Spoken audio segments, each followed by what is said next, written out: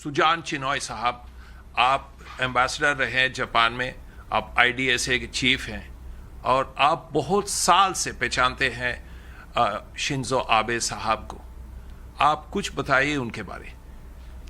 मैं यही कहूँगा कि आज जो समाचार आए हैं जापान से वो काफ़ी हमारे लिए परेशानी के समाचार है। हम शुभेच्छा रखते हैं, हम प्रार्थना करते हैं कि प्राइम मिनिस्टर आबे जल्द से जल्द रिकवर करें।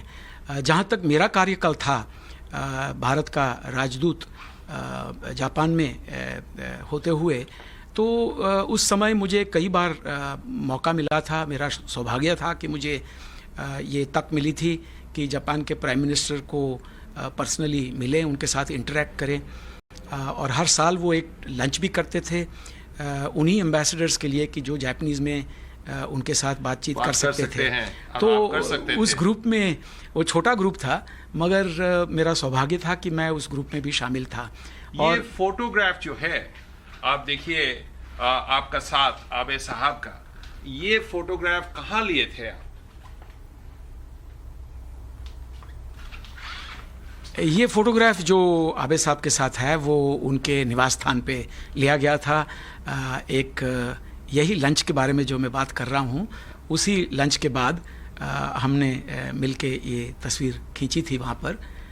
और वो बहुत फ्रेंडली पर्सनालिटी है और पॉपुलर पर्सनालिटी है, बड़े फ्रैंक मिजाज के हैं।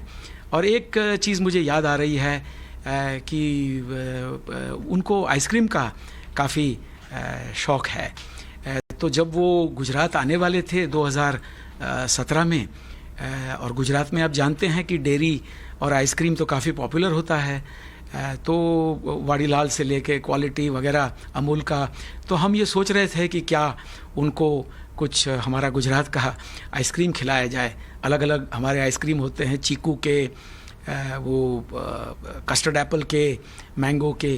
तो एक चीज़ मुझे ये याद है कि उनको आइसक्रीम का बड़ा वो शौक़ रखते हैं। अंत में भारत और जापान का जो अभी क्लोज रिलेशनशिप है, क्लोज इकोनॉमिक रिलेशनशिप है, स्ट्रेटेजिक रिलेशनशिप है, मिलिट्री रिलेशनशिप है, पॉलिटिकल रिलेशनशिप, इसमें शिंजो आबे साहब हैज़ अ ह्यूज कंट्रीब्यूशन।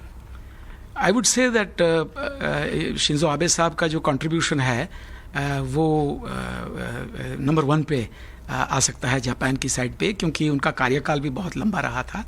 यानी कि 2007 में तो रहे मगर वो 1 साल से कुछ कम था।